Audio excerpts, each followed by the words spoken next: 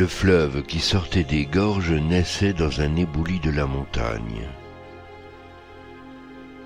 C'était une haute vallée noire d'arbres noirs, d'herbes noires et de mousses pleines de pluie.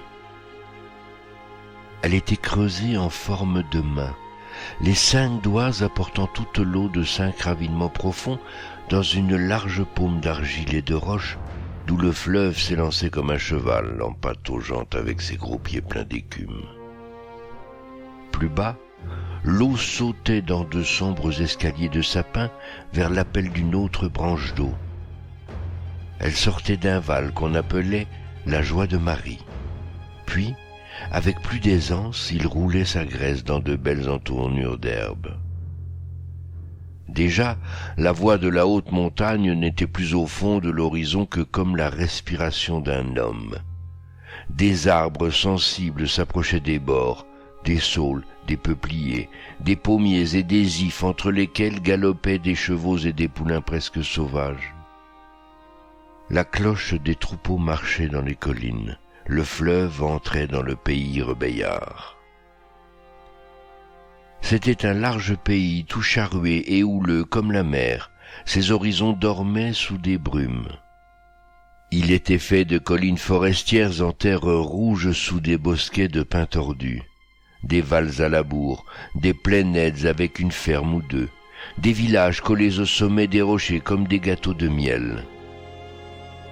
Des chiens de chasse sortaient de tous ces villages et de toutes ces fermes et s'en allaient chasser seuls à travers les bois et dans les champs. Les chats se glissaient à ras du sol dans les labours pour guetter les taupes. Une petite chienne jaune, tout en oreilles et en reins, courait après une chouette. L'oiseau aveuglé de matin volait d'un arbre à l'autre vers le bois. La chienne courait en faisant claquer ses oreilles. De beaux nuages dorés avaient commencé la traversée du ciel au-dessus du pays. Ils descendaient vers le sud, entraînant leur ombre. Entre de grands chênes immobiles dormait un lac d'air silencieux. Un petit verdier lancé dans son vol le traversa en gloussant. Sur un chemin qui montait à un village, un homme accompagnait un mulet chargé de paquets de tabac. Les vieux hommes du rebéillard étaient sortis devant leur porte. Ils avaient entendu les clochettes du mulet, ils écoutaient, ils languissaient sans tabac. Les femmes les regardaient en riant. « Ça vient, ça monte » disaient-elles. Du creux des bois, les faisanes guettaient les champs du petit blé vert. La chienne était arrêtée sous l'arbre à la chouette. En même temps, elle regardait du coin de l'œil un gros scarabée doré qui travaillait une fiente de sanglier. Un aigle se balançait sous les nuages.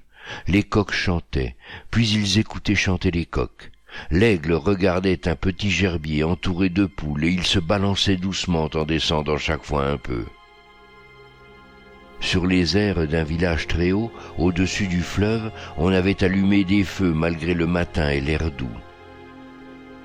Sur de longues broches, on faisait rôtir des lièvres rouges, des chapelets de grives pourries, les 2 grosses cuisses d'un cerf et la graisse du lard pétillaient dans les lèches frites. Dans sa maison, la mariée était assise sur sa chaise. Elle n'osait pas bouger. Elle avait la grande jupe de soie, le lourd corsage, les bijoux de sa mère et la couronne en feuilles de laurier. Elle était toute seule. Elle regardait cette fumée de viande qui passait dans la rue. Elle avait les beaux yeux immobiles des bœufs. À ce moment de l'automne, il y avait sur le pays une grande migration d'oiseaux. 2 renards suivaient au petit trot un vol de canards à col vert. Dans un village, des limous au milieu des marécages du fleuve. Un gros homme, fort et rouge, qui avait été charron, venait de mourir. C'était le 5e homme qui mourait depuis la nouvelle lune, et de la même maladie. Une mousse noire qui prenait tout le rond du ventre et qui avait comme des racines en fer. Elle mangeait la peau, puis elle entrait là-bas dedans fouiller durement les tripes. Alors, les hommes mouraient en criant. Ça faisait le 5e et la maladie allait de plus en plus vite, et déjà le cordonnier se plaignait en tenant son ventre. On avait attrapé au piège une grue rouge toute vivante, on l'avait fendue en deux par le milieu d'un bon coup de hache et on était en train de guérir le cordonnier en lui faisant un cataplasme d'oiseau. Les renards marchaient dans l'oseraie en regardant les canards fatigués, mais les oiseaux avaient senti les bêtes de terre et ils se posèrent au milieu de l'eau. Le fleuve les emporta.